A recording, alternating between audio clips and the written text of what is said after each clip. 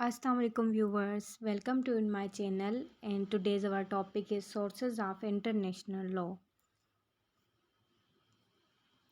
Statute of ICJ. What is the meaning of Statute of ICJ?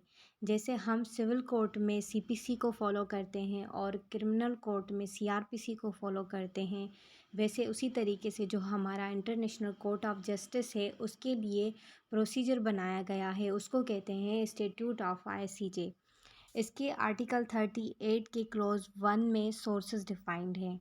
First one is international convention and second one is international custom. What is the difference between convention and custom? Custom means practice of common people. जो सदियों से अलग अलग रियासतों से लोग आपस में एक चीज़ को रेगुलर रूटीन में फॉलो करते आ रहे हैं, वो आपका कस्टम है। कस्टम किस चीज़ की प्रैक्टिस है? Practice of the common people. On the opposite side convention क्या होती है? जब representative of the state, for example Vienna convention, हमारी स्टेट के रिप्रेजेंटेटिव गए, कन्वेंशन अटेंड की और सिग्नेचर की, और वो चीज़ उस मुल्क के ऊपर अप्लाई हो जाती है। तो कन्वेंशन क्या होती है? स्टेट के रिप्रेजेंटेटिव जो रूल्स रेगुलेशन बनाते हैं वो कन्वेंशन है, और जो प्रैक्टिस ऑफ कॉमन पीपल है वो कस्टम है।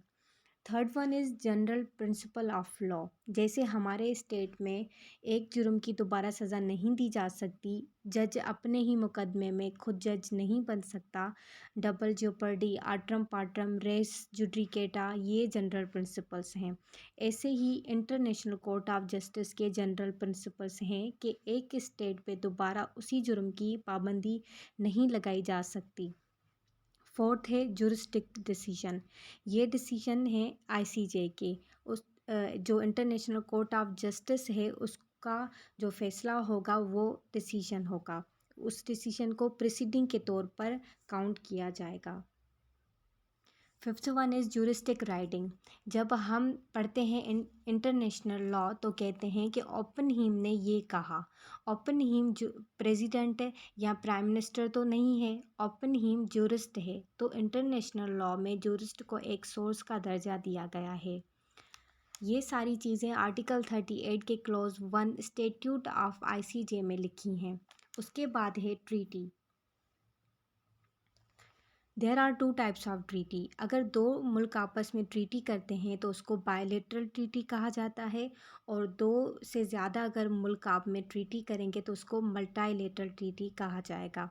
जब दो या दो से ज़्यादा मुल्क आपस में ट्रीटी करते हैं तो उसको लॉ की हैसियत दी जाती है। Last one is practice of international organisation. जब भी कोई यूएनओ का इदारा उसके लिए कोई रूल रेगुलेशन इंस्ट्रक्शंस पास करेगा तो वो बाइंडिंग हो जाएगा। जैसे फॉर एग्जांपल हमारे मुल्क में लॉकडाउन लगा, किसने कहा लॉकडाउन लगाने के लिए? WHO ने कहा, और WHO कौन है? इंटरनेशनल ऑर्गेनाइजेशन है। So these are the sources of international law.